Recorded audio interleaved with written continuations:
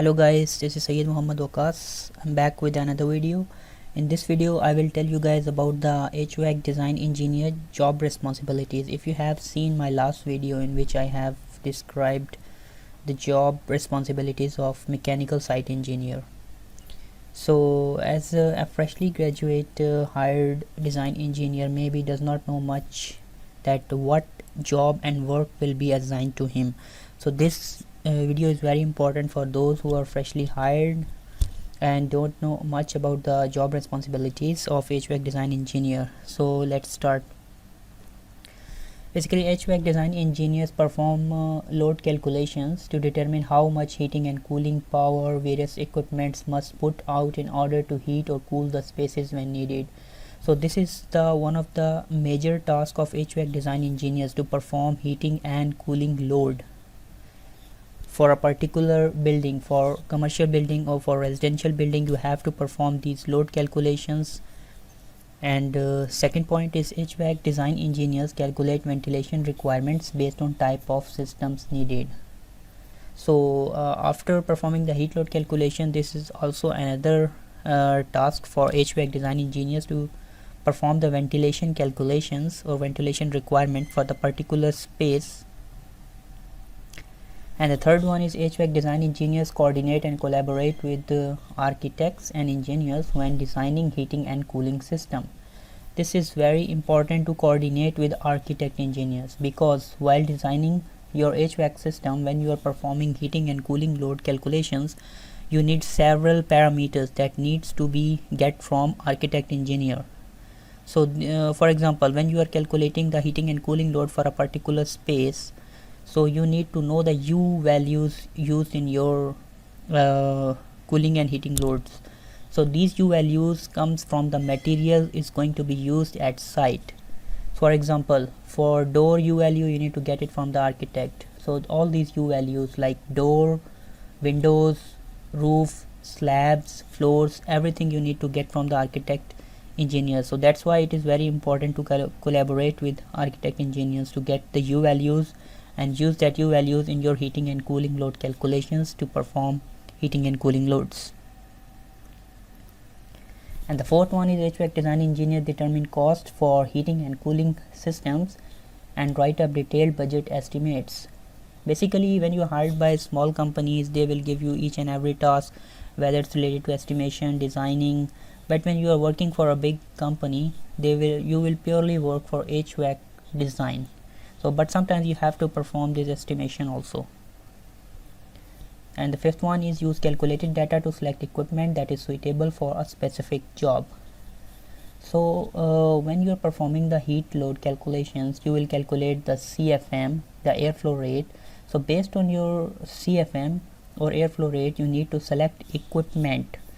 So based on your CFM, you will select your equipment like air handling units, fan coil units, and then you have to do, based on your calculations, you have to do duct sizing, pipe sizing, and based on your hydraulic calculations, you have to select your chilled water pumps, and you have to select chillers. So all of these, according to these calculations, you have to select your equipments, mechanical HVAC equipments. Also, HVAC engineer should prepare duct and chilled water piping layout and do duct sizing as per calculated CFM by using MacQuest software. So you also have to draw the layouts for ducting and chilled water piping, and you have to do duct sizing also. And the seventh one is calculate chilled water pipe size for chilled water system based on calculated GPM. So also you have to do the chilled water pipe sizing of your entire project based on your calculated GPM. Eighth one is calculate chilled water pump head and select chilled water pump based on head calculations.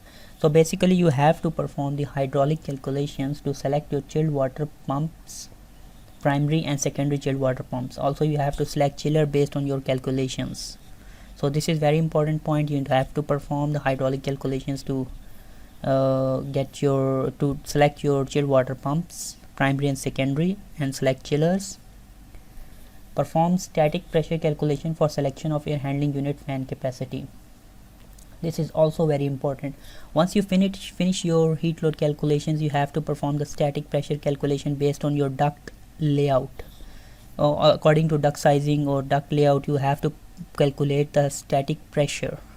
So based on your static pressure calculations and calculated CFM, you have to select your air handling unit. So this is how you have to perform your calculations, and you have to select your air handling unit based on your calculated CFM and static pressure calculations. Also, prepare design packages for mechanical HVAC systems, including preparation of document design, scope of work, and technical specification for chillers and direct expansion units, ductwork system with all associated fixtures and fittings, pipe work system for chillers, FCU, AHU, and pumps. So you have to prepare all the design packages of mechanical HVAC equipments. Independently develop engineering documents like construction documents, drawings, and specifications. So you should have ability to create construction documents and drawings and specifications independently. You should have that ability. Independently resolve any problems under construction by engineering design failure or misleading. Let's say any mishap happened at site during construction phase due to the lack of engineering design issue. You must have ability to solve that problem.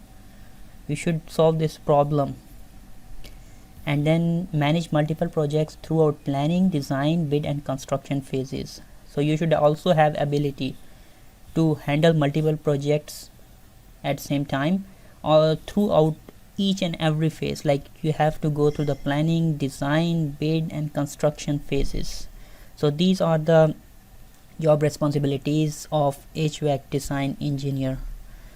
I hope you guys learn something from this video, and for more videos keep watching my channel and don't forget to subscribe. Thank you. Bye bye.